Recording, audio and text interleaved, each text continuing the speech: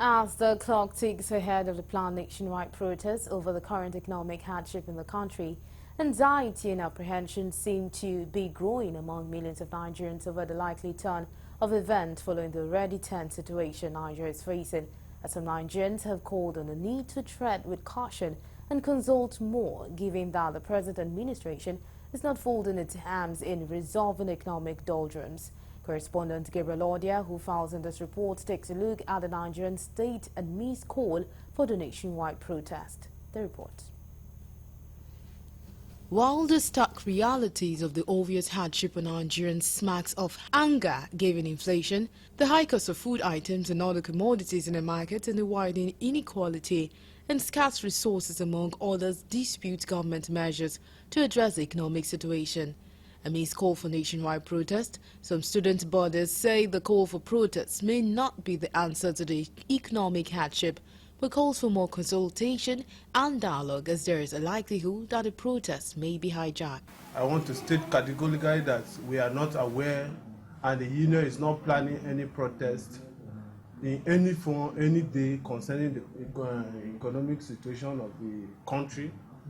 For me, as a Nigerian, I'm aware of the current challenges and food insecurity, high rate of inflation, which are the global issue now, and it's unfortunate that I believe the protest now is not the way to go, because protests in Nigeria most often is hijacked by miscreants, people who are not focused, people who are determined to cause mayhem, to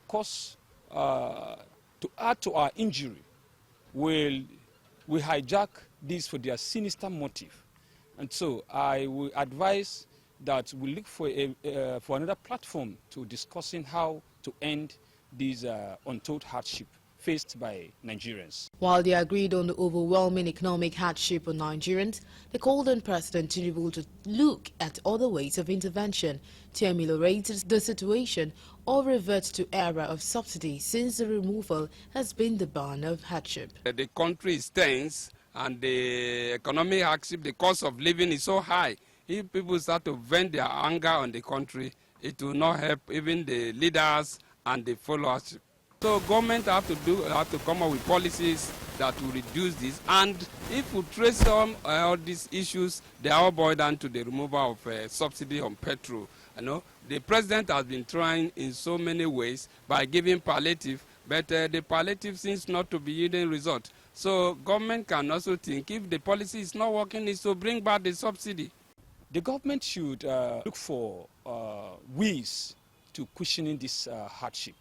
If there are intervention packages that are being clearly spelled out to people that will help people to be able to go out of this hardship, it will help. For instance, some kind of interventions in the form of COVID-19 loans and grants.